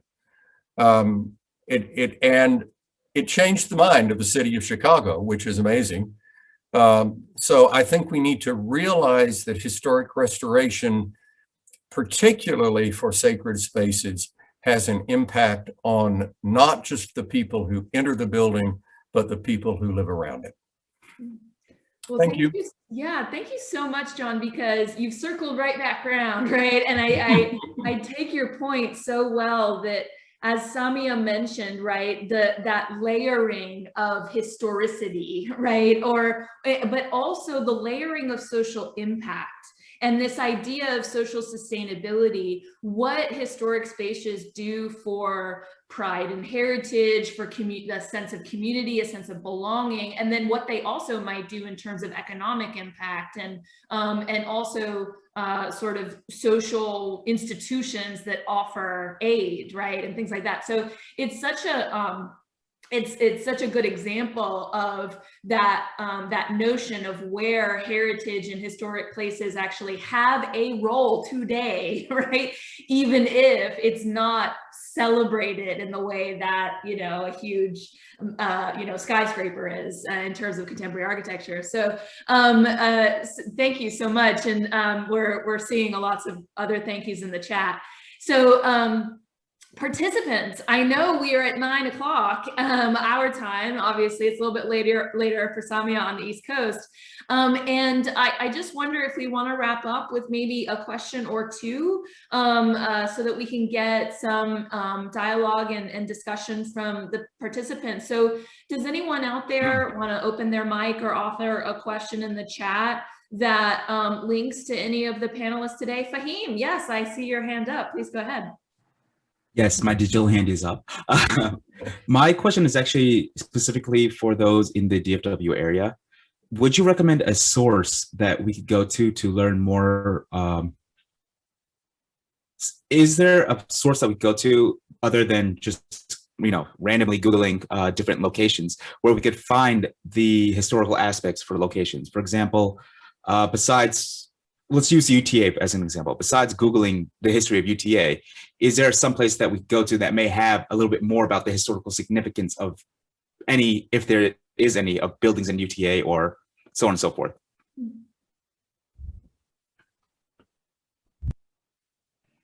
Well, I guess I can take some of that too.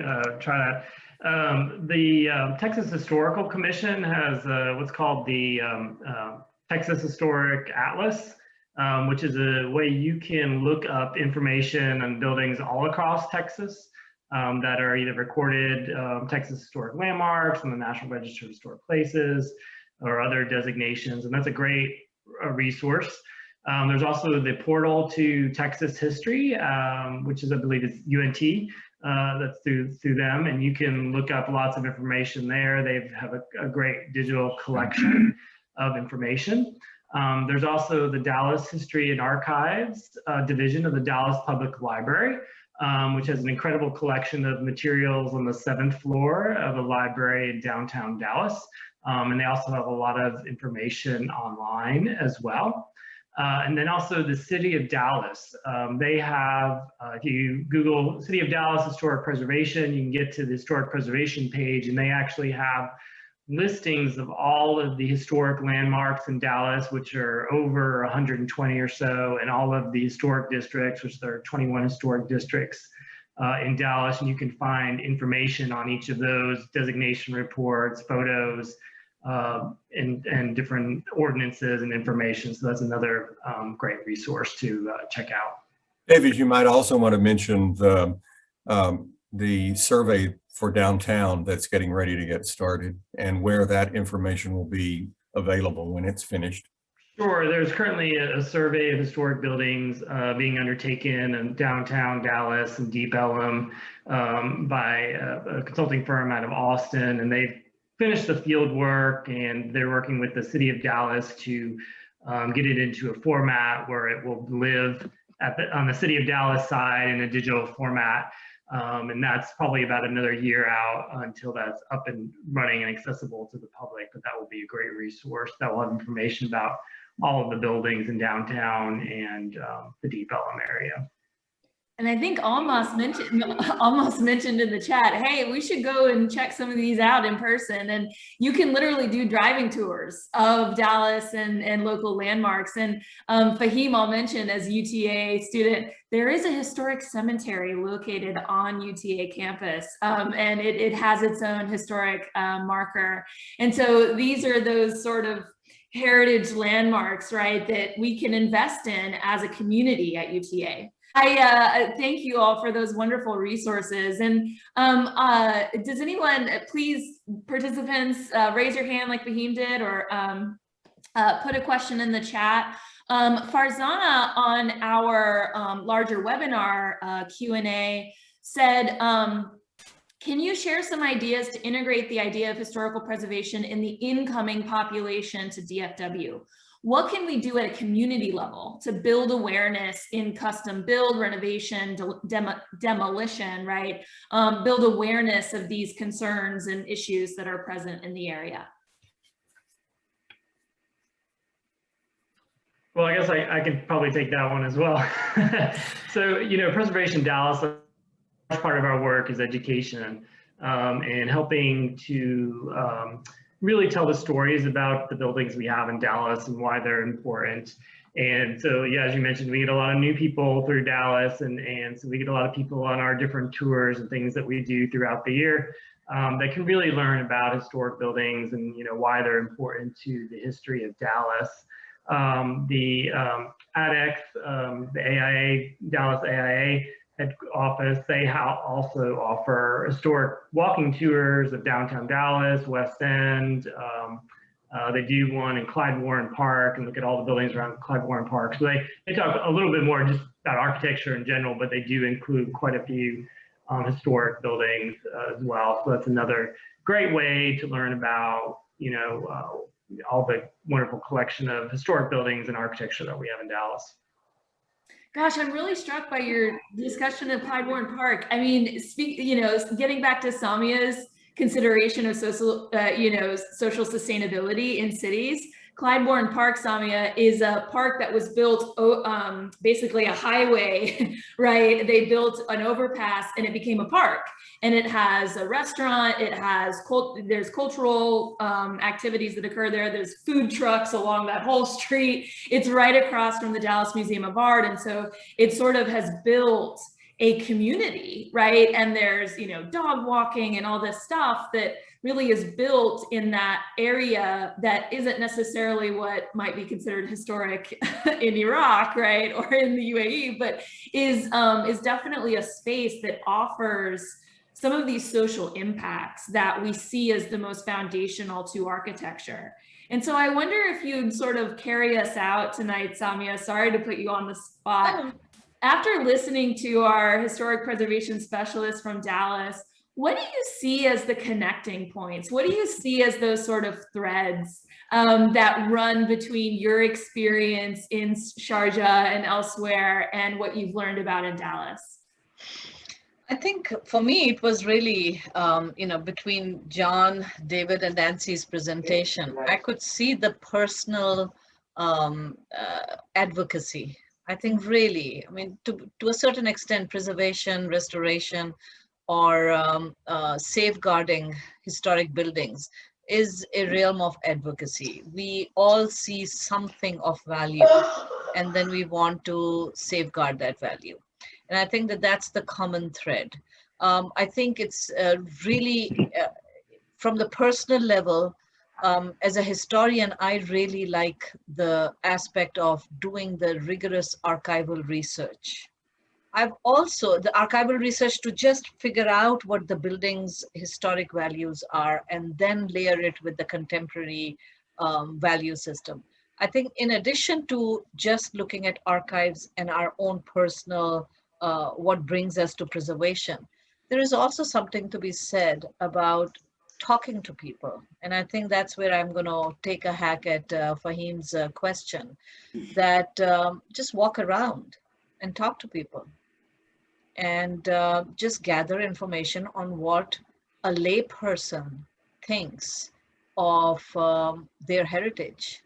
One of the most remarkable things that happened to me in Sharjah was, as I mentioned, that the students were coming in for architecture program to design new buildings. They did not want to deal with heritage. That wasn't their thing. They were not going to be architects to restore buildings, period, no way. So I initiated a simple assignment for them. And I said, your research paper will be about what you consider your heritage. And it doesn't have to be a building, it can be anything. Your family, what is your family's pride possession? Just bring an artifact, any artifact that belongs to you. and then argue for its universal value. That's how I hooked them. And it is really interesting. Many of the students didn't pick their buildings because they all lived in very pseudo-modern villas, which they didn't really admire. As architecture students, they thought they were cookie cutter developer. So they didn't bring their houses as heritage. One student brought the recipe of a perfume. One student brought recipe of food. One student, so I think that there are so many different ways to tackle this issue of heritage. One has to go beyond buildings. Buildings are the most rewarding things to preserve because of their nature, that they outlast the designer and the builder, right? That's the tangible heritage. But heritage is so much larger than a mere building. The context, its role in the urban transformation, how it has withstood time, understanding how lay people value it if it has withstood time, talking to people, say, please, this is an artifact, this is the cemetery on campus, what do you think of it? What do you think it's the value? I think we need to kind of, at least I have started preaching after the COVID. I never got COVID, so you can't say that I've been affected by it. So, but after the pandemic, one of the realizations that I have had, everyone is an architect. The built environment shapes our psyche. Everyone has the right to be an architect so that we can shape our environment before it shapes us. I really have started thinking that design thinking is a human right. You have got to be able to design a space for you where you can healthily, emotionally, physically, spiritually. I mean, John's presentation was profound. Why do we need to be in a church to have that spirituality? Why can't we do something in our environment so that we are spiritual always? So I've now become an advocate of design thinking as a general education requirement for humanity, because built environment shapes us. It shapes our psychology. It shapes our spirituality. It is the ultimate of our well-being. So speak with people and go beyond experts. And this realization has made me a student. I feel like I'm taking the first step in my career of becoming a humane designer who is designing in consort with the public rather than for a client. Thank you, Samia. I think your words really resonate, and I think the general sort of conceptual considerations that have been brought to the table by everyone, you, John, David, and Nancy today have really resonated, and I think you're seeing that in the chat. So, you know, Kelly, Tanya, Sabina, and many others. And just knowing what many of our participants are thinking about pursuing for their short films, there's been so much resonance tonight, and I'm so grateful for that.